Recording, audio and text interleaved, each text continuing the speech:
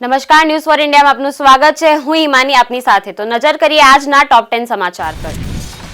આજે ભારત બંધ, અનુસૂચિત જાતિ અને જનજાતિ અનામતમાં ક્રિમિલિયર અંગે સુપ્રીમ કોર્ટના નિર્ણય સામે દેશભરમાં વિવિધ સંગઠનોએ ભારત બંધનું આહવાન કર્યું। પોલીસ પ્રશાસનને એલર્ટ રાખવામાં આવ્યું। કોલકાતામાં આરજીકર મેડિકલ કોલેજ હિંસા મુદ્દે કાર્યવાહી કરવામાં આવી। ડ્યુટી પર તહેનાત 3 પોલીસ કર્મચારીઓને સસ્પેન્ડ કરાયા। ઘટના બાદ ટોળાએ હોસ્પિટલ પર કર્યો હતો હુમલો। 2 બાળકીઓના યૌન શોષણ પછી થાણેના બદલાપુરમાં બબાલ, ગુસ્સે ભરાયેલા ટોળાએ શાળામાં તોડફોડ કરી। ટ્રેનો રોકી પોલીસે લાઠીચાર્જ પણ કર્યો। આચાર્ય સહિત સ્ટાફને સસ્પેન્ડ કરાયા। મહારાષ્ટ્રના બદલાપુરમાં 2 બાળકીઓના યૌન શોષણ મુદ્દે લોકોમાં રોષ। શાળાના બાથરૂમમાં 2-4 વર્ષની બાળકીઓનું યૌન શોષણ થયું હતું। આ કેસમાં શાળાના સફાઈ કામદાર અક્ષય શિંદેની ધરપકડ કરવામાં આવી। રોષે ભરાયેલા ટોળાએ આરોપીને માર માર્યો। ગુજરાત વિધાનસભા સત્રનું આજથી 3 દિવસનું ટૂંકું સત્ર શરૂ। સત્ર પહેલા ભાજપ અને કોંગ્રેસની બેઠક।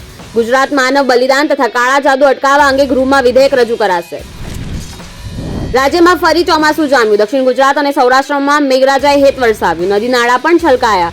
રાજ્યમાં હવામાન વિભાગ દ્વારા વરસાદની આગાહી કરવામાં આવી છે, જેને પગલે દક્ષિણ ગુજરાત સહિતના જિલ્લાઓમાં વરસાદ।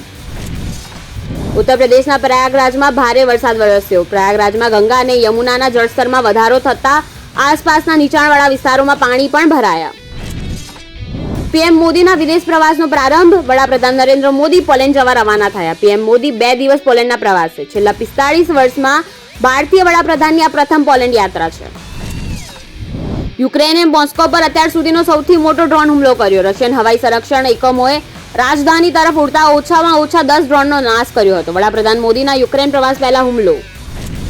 વિશ્વભરમાં મંકીપોક્સના સતત વધી રહેલા કેસને ધ્યાનમાં રાખીને એમ્સ દિલ્હીએ એક એડવાઇઝરી જારી કરી છે। એમ્સ દિલ્હીએ શંકાસ્પદ એમપોક્સ દર્દીઓની સારવાર માટે માર્ગદર્શિકા જારી કરી છે। આ સાથે જ ક્વોરન્ટાઇન સારવાર માટે 5 બેડ પણ ફાળવવામાં આવ્યા છે।